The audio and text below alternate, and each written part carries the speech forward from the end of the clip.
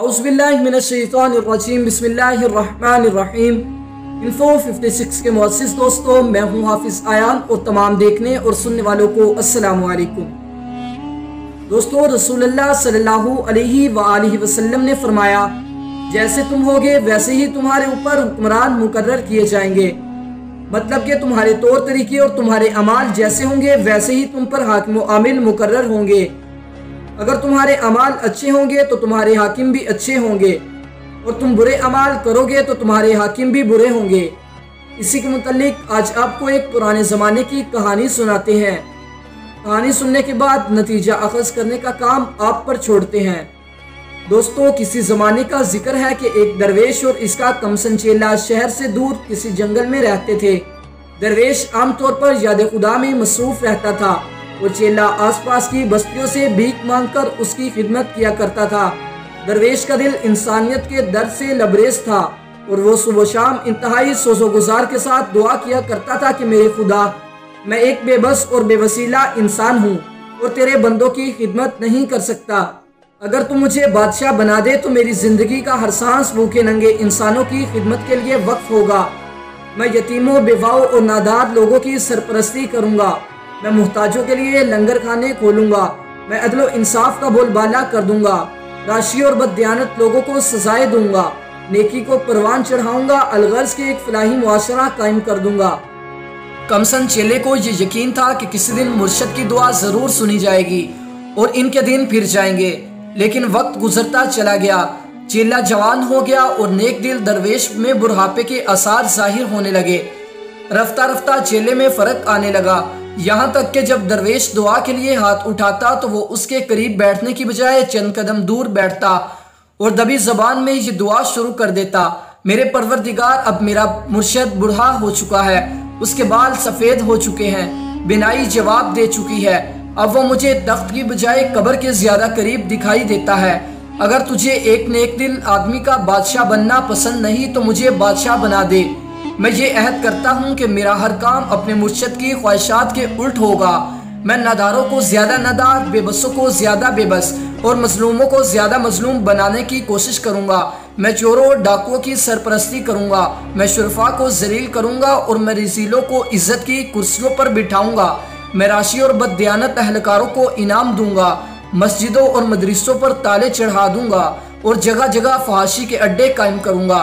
दरवेश को इस बात से बहुत दुख पहुंचता और वो चेले को समझाने की कोशिश करता, लेकिन चेला भी अपनी दुआ पर डटा रहा। आखिरकार फिर वही हुआ जो पुराने वक्तों में हुआ करता था। उस मुल्क का बादशाह चल बसा। तख्त के दावेदार लड़ने मरने पर उतर आए। तलवारें उठा ली गई और साजिशें शुरू हो गई। फिर किसी दूर अंदेश वजीर ने रातों रात तमाम दावेदार लोगों को जमा करके ये तजवीज़ पेश की कि मुल्क को खाना जंगी से बचाने का सिर्फ एक ही हल है कि शहर के तमाम दरवाजे बंद कर दिए जाए और सुबह सबसे पहले जो आदमी मशरकी दरवाजे पर दस्तक दे उसे बादशाह तस्लीम कर लिया जाए। यह तजवीज़ मंजूर कर ली गई। फिर यूँ हुआ कि उस रात नेक दिल दरवेश का चेला भीख मांगने के लिए किसी छोटी मोटी बस्ती का रुख करने की बजाय मुल्क के दारुल हुकूमत की तरफ जा निकला। पहुँचते ही उसने शहर के मशरकी दरवाजे पर दस्तक दी।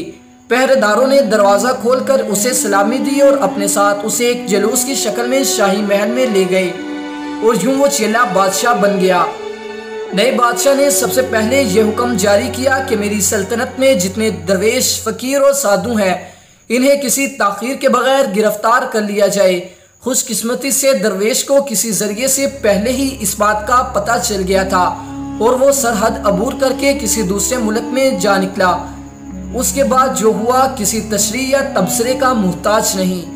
नए बादशाह ने पूरी दयानतदारी के साथ अपने तमाम वादे पूरे किए। नहरों का पानी बंद कर दिया गया। चोरों डाकुओं को जेलों से निकालकर हुकूमत का कारोबार सौंप दिया गया। नेक और खुदापरस्त लोगों को इबादत गाहों से निकालकर जेलों में ठोंस दिया गया। अदल व इंसाफ ख़त्म कर दिया गया। अलगर्ज के दानिशमंदों को सर छुपाने के लिए जगह नहीं मिलती। जिन्होंने मुल्क की भलाई के लिए एक गदागर को तख्त पर बिठाया था। जब नए बादशाह के मुजालिम इंतहा पर पहुंच गए तो लोगों को बादशाह के माजी के बारे में तजस्सुस हुआ। मालूम हुआ कि माजी में चेला जंगल में अपने दरवेश के साथ रहा करता था। तो फिर किसी सियाने में ने मशवरा दिया कि उस मुर्शद को ढूंढा जाए और फरियाद की जाए कि इस बला से हमें नजात दिलाए। बड़ी मिन्नत समाजत के बाद दरवेश को रजामंद किया गया और चेले के सामने लाया गया। चेला अपने मुर्शिद को देखकर जज्बात से मकबूर हो गया और बड़ी आजिज़ी से कहा, पीरो मुर्शिद फरमाइए, मैं आपकी क्या खिदमत कर सकता हूँ। दरवेश ने जवाब दिया, मैं अपने लिए कुछ नहीं मांगता, सिर्फ तुम्हारी राया के लिए रहम की अपील करने आया हूँ। तुम इक़्तिदार के नशे में वो ज़माना भूल गए हो जब दर दर भीख मांगा करते थे। खुदा से डरो, ये दुनिया फ़ानी है। अगर हो सके तो मौत से पहले कोई नेक काम कर लो। बादशाह ने तल्ख होकर जवाब दिया, देखिए किबला, आप मेरी कुव्वते बर्दाश्त इम्तिहान लेने की कोशिश ना करें। ये आपकी खुशकिस्मती है कि आप मेरे मुर्शिद हैं। मैं आप पर हाथ डालते हुए घबराहट महसूस करता हूँ। आप मुझे जी बढ़कर गालियाँ दे सकते हैं, लेकिन खुदा के लिए इन लोगों के साथ नेकी का मशवरा ना दे।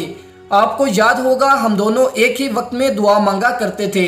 फिर क्या वजह हुई कि आपकी दुआ कबूल ना हुई और मेरी दुआ कबूल हो गई और कुदरत ने मुझे बादशाह बना दिया।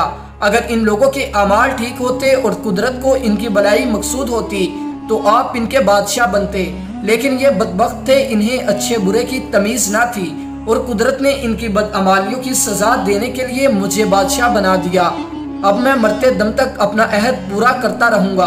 अगर कुदरत को इनकी गिरियावर्सी पर रहम आ जाए और मेरी ज़िंदगी के दिन पूरे हो जाए तो वो और बात है, वरना मेरी तरफ से और कोई कुताही नहीं होगी। नेक दिल दरवेश ने जवाब दिया, बरखुदार तुम ठीक कहते हो। अगर ये लोग कुदरत की तरफ से किसी इनाम या बेहतर सलूक के मुस्तहिकीन होते तो मेरी उम्र भर की दुआएं यूं रायगा ना जाती। ये लोग जिन्होंने मेरी बजाय तुम्हारे सर पर ताज रख दिया, इस काबिल नहीं है कि इन पर रहम किया जाए। तुम शौक से अपना काम जारी रखो। दोस्तों, इस कहानी को सुनने के बाद हम अपनी इनफरादी अमाल को देखें, हुक्मरानों के कारनामों का जायजा लें तो हमारे सामने सब कुछ वाज़िह हो जाएगा। दोस्तों, आज की वीडियो आपको पसंद आई हो तो वीडियो को लाइक करके अपने दोस्तों के साथ शेयर कर दें और मज़ीद मालूमाती, तरीक़ी और इस्लाही वीडियोस के लिए चैनल को सब्सक्राइब कर दें। मिलते हैं एक और नेक्स्ट वीडियो में, तब तक के लिए अल्लाह हाफिज़।